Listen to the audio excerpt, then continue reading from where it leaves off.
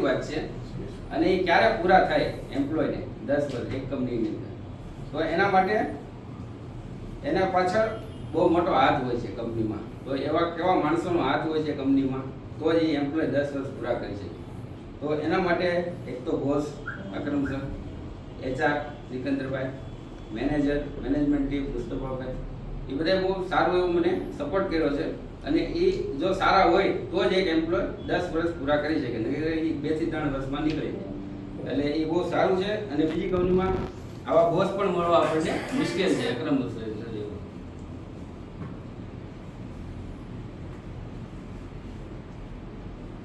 હવે વાત કરીએ તો અકરમ સર, તો મેં 10 વર્ષ પૂરા કર્યા છે સારી કંપનીમાં. તો અકરમ સરની વાત કરીએ તો Akram sir as a boss owner at Agadi Infotech, Akram sir is a very good man, nature is very good.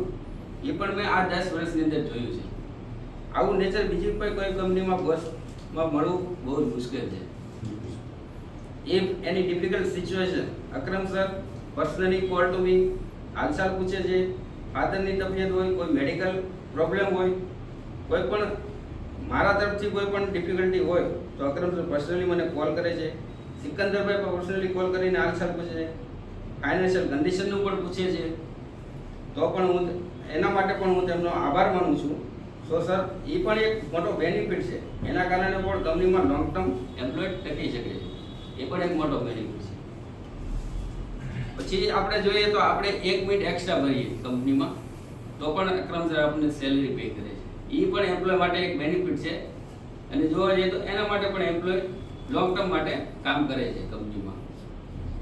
Time to time salary, advance salary, કોઈને એડવાન્સ સેલરી જોઈતી હોય તો પણ અકરમ સર આપે છે. અને એના કારણે પણ એમ્પ્લોય કંપનીમાં રહે છે અને એ ફેમિલી જેવું ફીલ થાય છે. અને એ મેં અનુભવ્યું. હવે ઓફિસની વાત કરીએ તો વીકલી આપણે ઓફિસમાં પાર્ટી થાય છે દર Friday. Office environment is also good. એ પણ સર અને મેનેજમેન્ટ ટીમનો આભાર માનું છું કે આપણી ઓફિસમાં work and office environment very good છે compare to another company. So it's all credit goes to Akram sir, and that's why I and all team member to work with many more years. And the weekly all Saturday Sunday off, this is also benefit for employee. That's why all employees long term relationship with this company. હવે વાત કરીએ આપણે સિકંદરભાઈની. બોસની વાત કરીએ તો simply Akram sir is a very good main. હવે વાત કરીએ આપણે સિકંદરભાઈની. આ એ છે કે મેં 10 વર્ષ પૂરા કર્યા છે. એમાં આ બોસ સિકંદરભાઈ અને મેનેજમેન્ટ ટીમનો હાથ છે.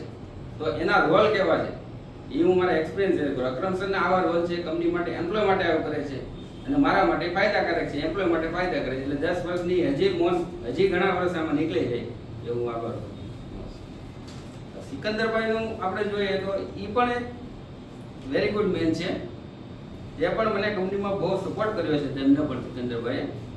અને હું જ્યારે પણ ડિફિકલ્ટ કન્ડિશનમાં હોય ત્યારે તેમને પણ મને સાથ આપ્યો છે. હંમેશા એમ્પ્લોયનું વિચારે છે.